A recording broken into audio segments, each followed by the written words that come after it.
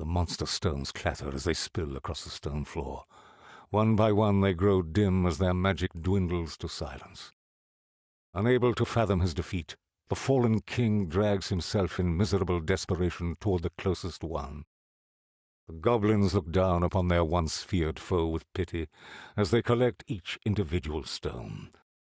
With a last lingering groan of defiance, the king lowers his head on the cold flags as consciousness abandons him. With the king's terrible will severed from the stones, the deathless hordes abruptly cease their eastward march. The multitudes of undead now meander in disarray. Now more than ever, it is necessary for Penny to bring them home.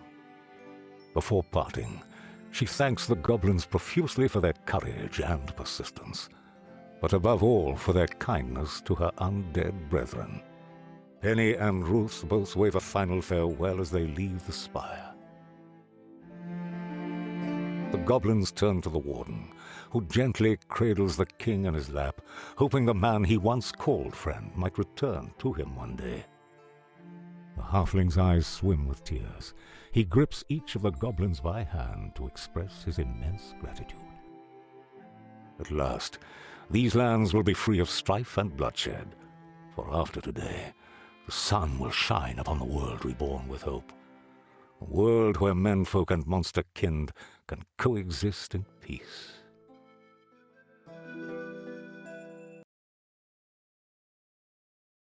The unexpectedly brave acts of these little goblins over the course of their adventures, both great and small, shall ripple through time and forever change these lands for the better, as they have changed me, and undoubtedly anyone else whose lives they've touched.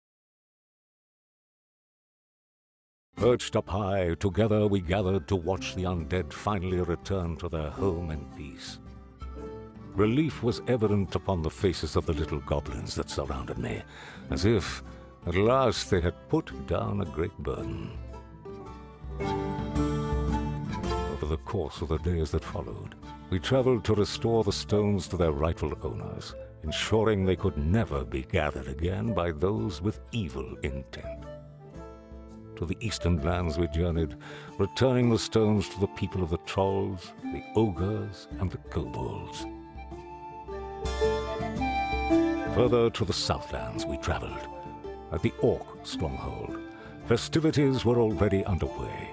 Every orc face split with wide, tusky grins. The goblins placed the orc stone in the old commander's large, calloused hands. Clutching it tightly, tears of joy welled up in his eyes as he embraced the goblins one by one. Humbled by his terrible ordeal, the Man-King eventually returned to his senses. With the aid of the goblins, peace was brokered between menfolk and trolls, bringing a long and bitter conflict to an end. The brutal killing of monster folk in the name of adventuring was then declared forbidden. With nothing to satisfy their barbaric craving for loot and experience, it was not long before the masses of fortune-seeking adventurers collectively fled the lands. We watched as their ships sailed away westward, beneath the blue sky, never to return. With no adventurers left to hunt them, life flourished, and goblins once again repopulated the lands.